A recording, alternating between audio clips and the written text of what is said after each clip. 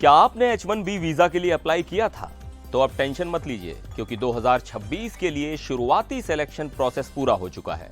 लेकिन अगर आपका सिलेक्शन हो गया है तो अब आपको क्या करना चाहिए, कौन कौन से स्टेप्स फॉलो करने हैं, और अगर सिलेक्शन नहीं हुआ तो आपके पास कौन कौन से ऑप्शंस हैं, सब कुछ बताने वाले हैं इस वीडियो में, तो पूरा जरूर देखिएगा। नमस्कार, मैं हूं सिद्धार्थ प्रकाश।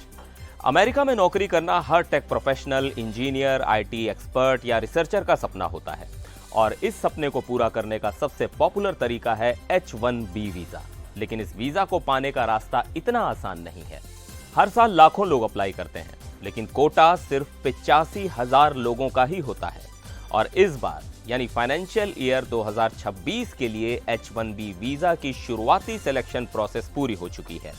अब सवाल यह है कि जिनका सिलेक्शन हुआ है उन्हें आगे क्या करना चाहिए, और जिनका नहीं हुआ उनके पास क्या ऑप्शंस हैं। आइए एक एक करके सब कुछ समझते हैं। सबसे पहले यह समझ लेते हैं कि H1B वीजा लॉटरी का सिस्टम क्या होता है। दरअसल हर साल USCIS यानी United states citizenship and immigration services 85,000 visa जारी करता है। इसमें से 65,000 वीजा जनरल कोटे के तहत होते हैं और 20,000 वीजा उन लोगों के लिए होते हैं जिन्होंने अमेरिकी यूनिवर्सिटी से मास्टर्स या उससे ऊपर की डिग्री ली होती है। अब इस बार भी लाखों लोगों ने अप्लाई किया था और USCIS ने लॉटरी सिस्टम के जरिए फाइनल सिलेक्शन किया है।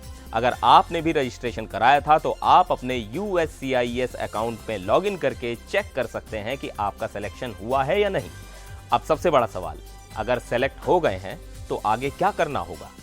अगर USCIS पोर्टल पर आपको सिलेक्टेड का स्टेटस दिखा रहा है तो अब आपके पास एक बड़ा मौका है, लेकिन ये अभी बस पहला स्टेप है।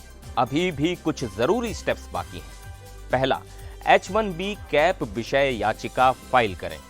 अब आप अपने एम्प्लॉयर यानी जिस कंपनी में आप काम करने वाले हैं उनके जरिए H1B वीजा याचिका फाइल कर सकते हैं। ये याचिका 1 अप्रैल से 30 जून के बीच फाइल होनी चाहिए।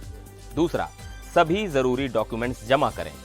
जॉब ऑफर लेटर, शैक्षणिक योग्यता यानी degree marksheet, work experience certificate, passport और वीजा डॉक्यूमेंट्स।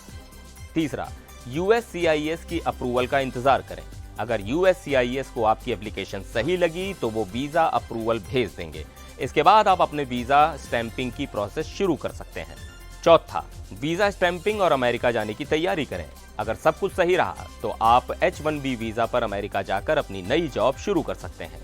अब बात उन लोगों की जिनका सिलेक्शन नहीं हुआ। अगर आपका नाम इस बार लॉटरी में नहीं आया तो परेशान मत होइए, क्योंकि अभी भी कुछ ऑप्शंस हैं। वेट लिस्ट में आने की उम्मीद करें।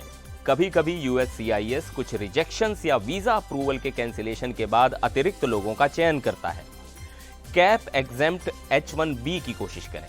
कुछ विश्वविद्यालय और रिसर्च इंस्टीट्यूट्स इस कोटे के बाहर भी H1B स्पॉन्सर कर सकते हैं।